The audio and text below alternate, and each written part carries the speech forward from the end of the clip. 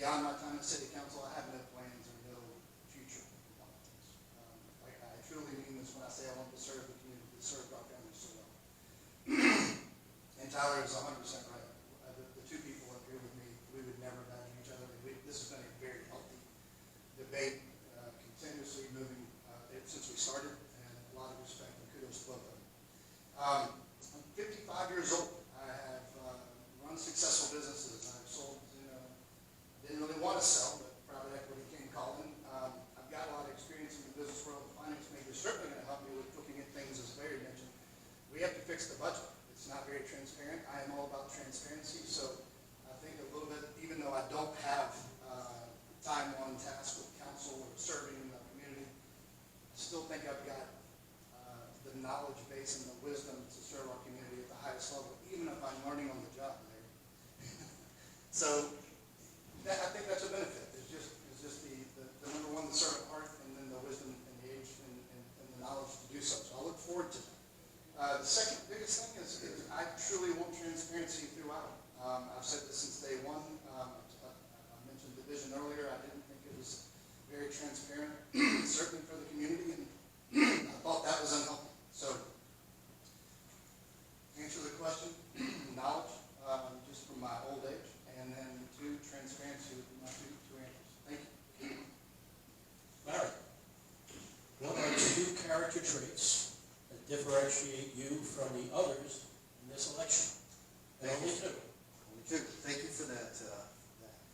So for the last 4 years, this job is not easy because you're having to look at what the agenda items are presented to you from the city. You have to go beyond just looking at what the written words are. You have to ask the second and third question, which means you have to have some kind of foundation. You have to bring something to the table besides I want to just bring everyone together. You have to bring some real skills to the table to analyze and differentiate what the city staff is telling you and what other people are telling you in the community or some other council people. So during my 4 years, I've authored or I co-authored over 12 initiatives in the city, which is quite a bit. From bike-friendly communities to the stormwater grant program. The foundation started with me. And I'm not saying that to toot my own horn, I'm saying those are facts. So we have to go beyond just platitudes, and I love the on-the-job training, don't get me wrong, but we have to bring more than just I'm a motivated guy, because that won't cut it. The city staff will run all over you. Remember, we are a 4-year inconvenience to the city. When I'm done, someone else is going to fill my chair, and they better know how to work with the city and ask the second and third question, because that's where the magic is. So my differentiation is experience and leadership to drive motivation. Stay right there, Larry. You lead off on this question. When was the last election where you voted, and how often do you vote? So the last election, I believe, was a year and a half, a year ago, Trump election, 2 years, somewhere 2 years ago. And I voted in all the municipal elections, the county elections, every vote opportunity I get, I vote. Tyler, when was the last election where you voted, and how often do you vote? The last election, I wasn't old enough to vote.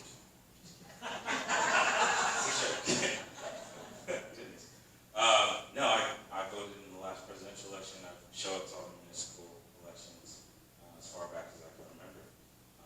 But I did want to, if I had time, can I address the last rebuttal?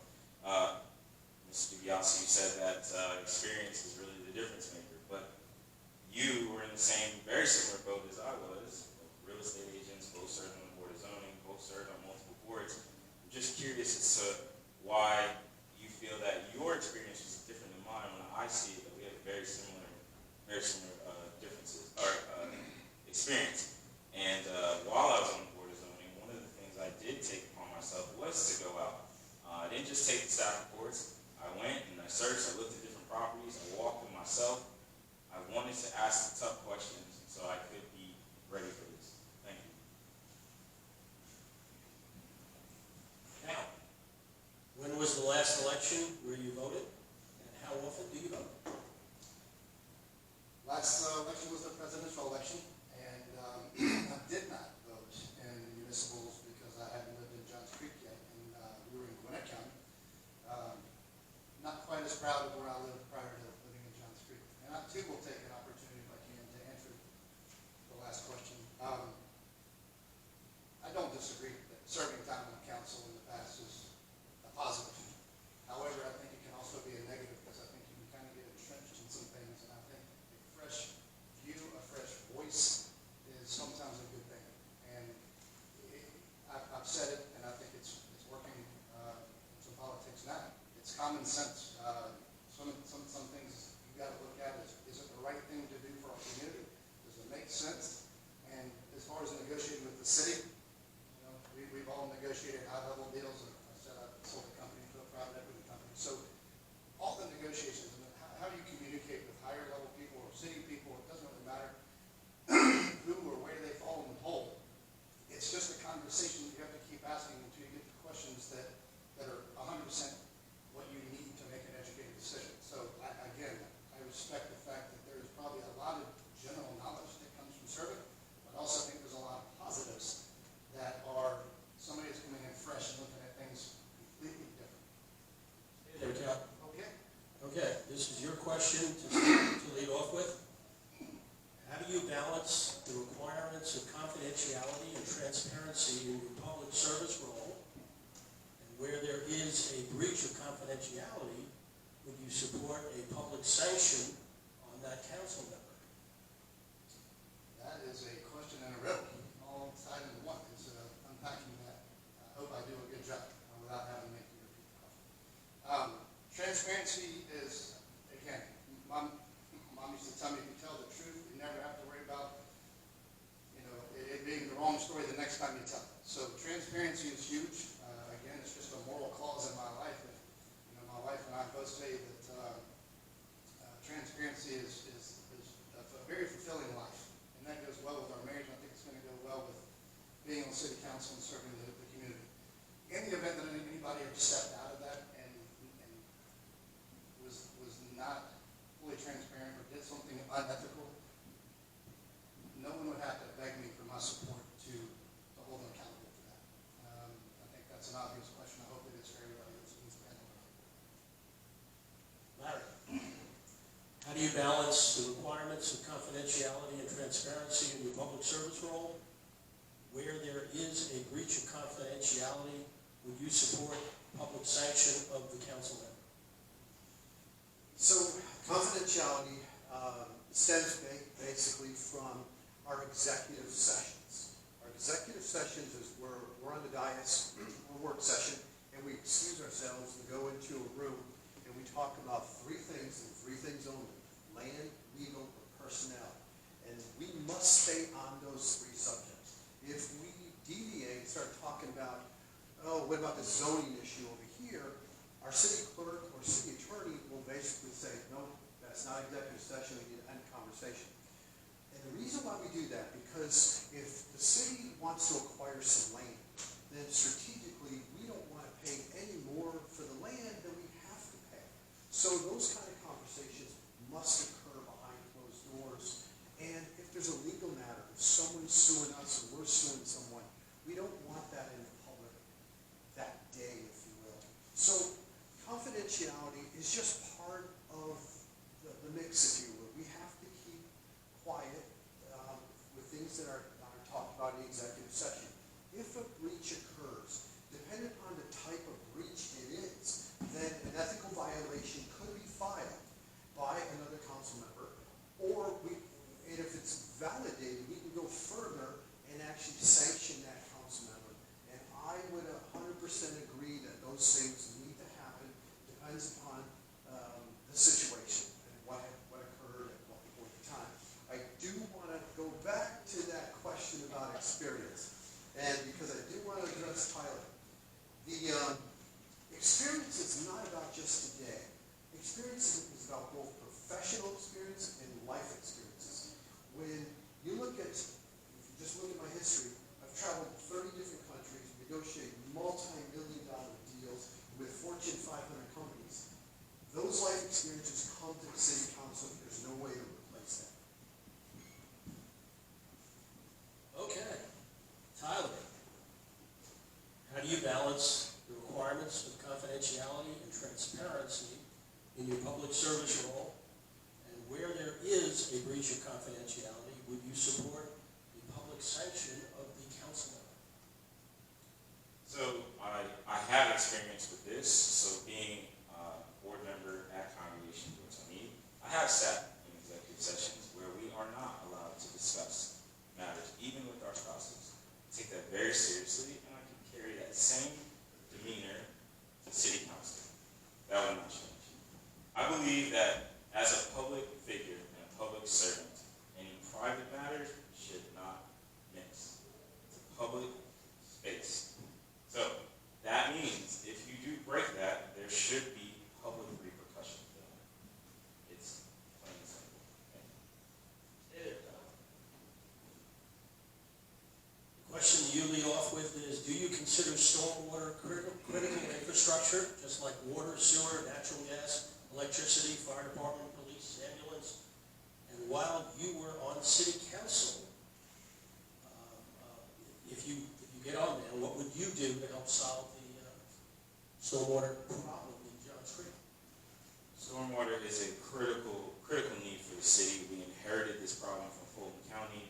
We were given, I believe, the keys to the city so that we could deal with the stormwater issue. I think Fulton County didn't really want to deal with it, but it is a serious issue. It's a problem, something that I would love to address by, one, looking at some alternative funding to take that, the stormwater fee that is placed on the resident, we need to take some of that off, place that on some of our businesses. Got to spend more of Johns Creek business money here so we can do that, but offset that. We can install rain gardens, bioswales, permeate surfaces. There are a lot of ways. I don't have all the answers today, but even I know that in this neighborhood, you have a big lake in the back that costs well over $1 million every year to maintain, and it's been a fight. It's been a fight, and that's something that at my last meet and greet, I came and the residents were telling me this is a big problem. We'd love for you to solve it. And what was the first thing I did when I left? I went out to the lake. I looked at it. I assessed it. Saw a little fish in there. But I said, okay, I have it. It's in the visual. I have it in my mind. So now I can create solutions. I can look for different solutions. I see the size, I see the area, and I take that, and I've been working very hard at whenever residents give me something, a task, hey, this is what we're going to need in the future, I take that very seriously. And so much so as I even went out and just tried to see the space and make sense of what we can do with it.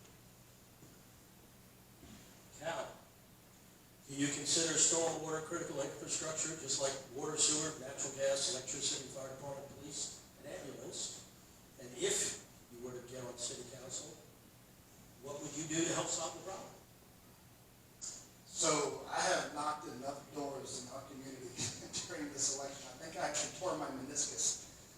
Actually did. I got the MRI back yesterday, so I've got to have my knee scoped. But and I'm glad you asked the question, what do I feel about it? I didn't know how to feel about it until I knocked on so many doors, and it's an issue that our community is concerned about. So how I would address it is, we all know the fun slogan, the squeaky wheel gets the grease. I think I just want to be that squeaky wheel on city council and just continuously talk about it, engage about it, push it to the point where we stop kicking the can down the road. We need some serious investigating with engineers and planning, and we need to spend some money on the plans and actually adapt a plan moving forward to correct this, because if we keep just talking about it, we don't do anything about it, we're going to be in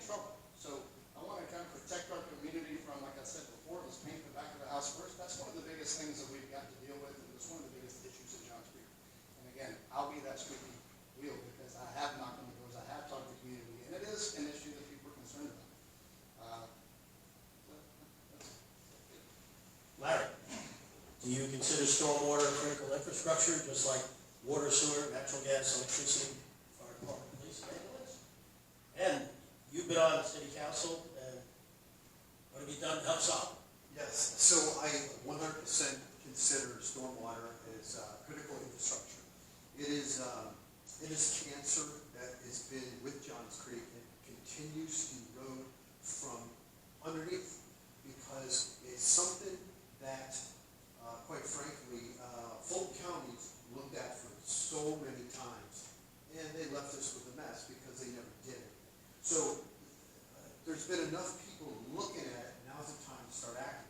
A couple years ago, we initiated a consultant which has come back with 3 very large character areas in which the basins of stormwater can be looked at. How do we remediate, starting at the top near Forsyth County and moving our way down? Because I was put on the stormwater task force, which was allowed me to go and meet so many people, even in this neighborhood. I saw the lakes out here, saw the 3 bays and what we could possibly do.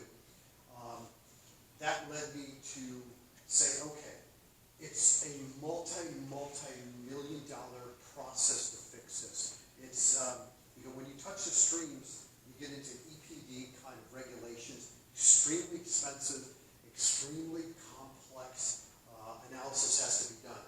So what we can do, what I did, is start the stormwater grant program, which is it's a shared program in which I had gone out on my own and started negotiating riprap and geogrids and all these things and vendors to help come into the city. If the council agreed with the program, we can immediately start initiating what is today the stormwater grant program. And so there's a lot that has to be done. We have to stop talking about it and actually taking an aggressive role for it. Okay. It's a question that involves gross density. The concept of gross density was recently a major controversy for a rezoning case in the Shake Rag area. Would you support amending the city's zoning ordinances to refine density calculations in the situations where gross density appears to represent actual housing density? If so, how would you amend the ordinances? That's a great question. Extremely controversial in the last couple weeks here. The Shake Rag community was all up in arms because there was a developer that wanted to build over 200 homes on 200 acres, while the character area of Shake Rag says, okay, in the comprehensive plan, it says 1 acre per lot. Okay, when you come back and actually look at the lots and you look at the geographical area and how it looks like, you've got a floodplain in the center. So you can't build in the floodplain. So what did the developer do? He went ahead and concentrated all the homes in one area. So instead of 1 acre lots, they're half-acre lots with a pasture looking in the center. While it's pretty, it doesn't quite meet some of the character areas. Remember, the comprehensive plan is a guide. It's in the spirit of what we want the geographical area to look like. And then on top of that, we layer the zoning code on top of the comprehensive plan. So zoning keeps us in the guardrails, but there's a level of subjectivity there. The same thing happened to the 120 and farm that was rezoned, basically the same thing, concentrated homes along 120 with a pasture area in the center. So my thought is we would go ahead, the comprehensive plan is built upon a gross area, but we can change that because we already know what side setbacks, front setbacks is. We can change that and do a net area based on the geographical character of that specific property. And I think that would be better for Johns Creek when we do the brand new comprehensive plan, which will start about a year. We should seriously consider making that fundamental change. Okay, Tyler. The concept of gross density was recently a major controversy for rezoning case in the Shake Rag area. Would you support amending the city's zoning ordinances to refine density calculations in the situations where gross density appears to misrepresent actual housing density? If so, how would you amend the ordinances? Yeah, so I did sit in on a lot of those council meetings from early back in April, March, May, and we started seeing shake rag notice even when the council meeting where we had everyone in shake rag who was against it, up in arms, and there was an appeal of the builder. So seen it for a long time. I was very shocked and surprised at the outcome, but that's neither here nor there. I am for changing the codes. I think we have designed this. The city was initially designed to be a bedroom community. We have since outgrown that. We've outgrown that, but there's a way that we can still preserve our city's character, keep us green, keep us mobile, keep us in the character that we love about Johns Creek. And one of those ways is changing from what we have now as Euclidean land use, which means just the way that the land is designed, you just put that building, you put that space there. Unlike our neighbors who have form-based code. And form-based code is more attractive in that developers have a little bit more flexibility in how they can create this space. So that, i.e., crabapple, if you've ever been up there, crabapple sits, and this is what I have in mind for Medley, crabapple sits kind of in this nice round section of City Hall that sits there. It's parking, there's green space, the theater, there's retail, and there's residential. But it's easy, it's walkable, you can come in and come out. And it just makes it more desirable. More people are spending their time and money there. And so, yes, I think it's very important. I think we need to look to the future and not still hold on to a lot of the old ways that have kept the city back. Yeah. The concept of gross density was recently a major controversy for a rezoning case in the Shake Rag area. Would you support amending the city's zoning ordinances to refine density calculations in the situations where gross density appears to misrepresent actual housing density? If so, how would you amend the ordinances? Yes, I would. I think that was the actual question. Good news is I think we're actually kind of running out of raw land, so I don't think this is just going to be a massive one moving forward. Johns Creek, the pride that we have in our community is our amazing, illustrious, widespread neighborhoods. So anytime that we start reducing density, it makes me a little nervous.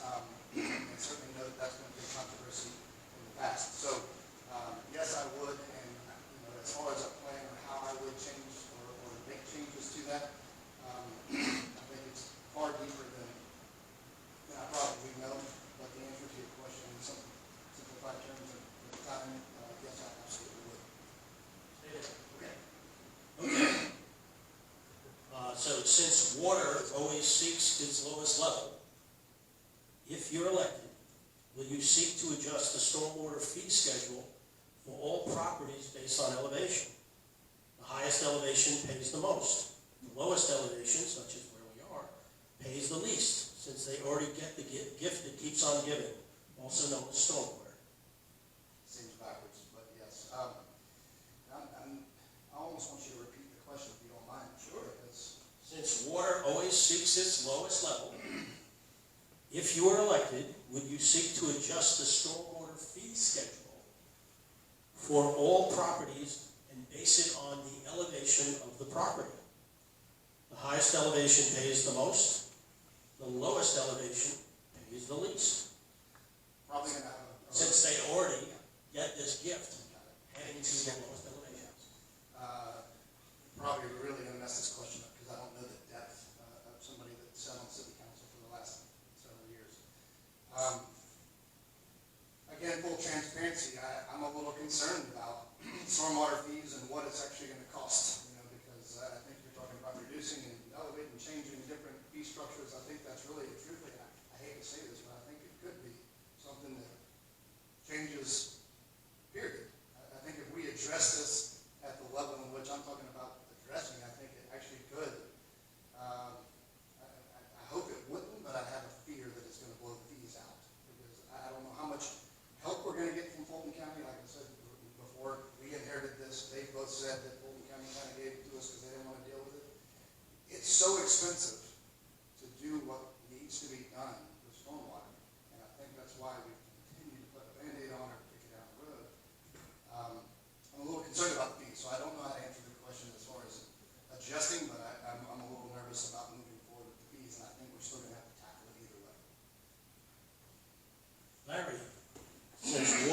always seeks its lowest level.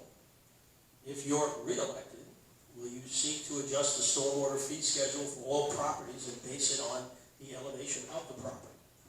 The highest elevation pays the most, the lowest elevation pays the least, since they already get that gift that keeps on giving.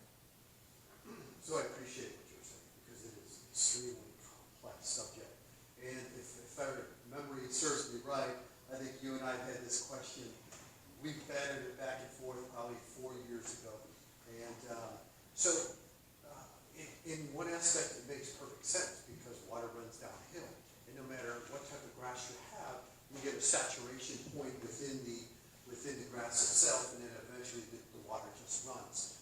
But if you were to get, the technology is really the thing that's holding us back today. Because if you need a new roof, the roofers typically use what's called eagle eye, which basically they go ahead from a satellite, able to see the square footage of your roof. They can also look at the topographical area, and they can determine the topo and basically say, what is the average across the city or within the 6 basins? And then from there, what is the average within your subdivision? You take the mean, take the high, take the low, throw them out, and find out where the average is. And then from there, you could possibly set up a fee schedule. But the fee schedule would have to be fair. It would have to be phased in almost a stair step, because today, when you bought your property up on a hill, you never expected to pay more for stormwater than if you were down below in the valley. So it has to be phased in over a period of time, and the fees have to be proper. So the stormwater is a huge problem. And when we first took over and put the stormwater utility in place, we were fixing the culverts underground. They had all rusted through, and we were lining them up we had gone else in and set robots in and lined them. Now we're going back and fixing, trying to get the root cause of the problem, hence we hired a consultant to come in and help us with that. Tyler, since water always seeks its lowest level, if you were elected, will you seek to adjust the stormwater fee schedule to all properties and make it based on elevation? With the highest elevation pays the most, the lowest elevation would pay the least, since they already get this gift that keeps on giving. I probably would not. I would look to find ways to incentivize a lot of our owners who are dealing with stormwater, who have a lot of ideas, like I know you do, Tom, to help with the city. I would love to find ways to repurpose stormwater. Why can't we find use for that in some form or fashion? That's water that's been collected, but we can find other ways to reuse that. And then finally, I would go back Fulton County. I mean, Fulton gave us this issue. That's something we can really still address. Go to Fulton County and say, we need more help. You gave us this problem. Let's come up with a collaborative solution to fix this. But I think number one for me is getting that burden off the resident, both the stormwater and also paying so much for that added fee for wanting to live in one of the best places to live in this country. Okay, Tyler, stay there. This is about the city budget process. Yes or no, do you agree with a municipal budget approach that starts with the rollback rate and then looks to justify specific expenses beyond this basic starting point? And if not, please explain how you would do it differently. Yes,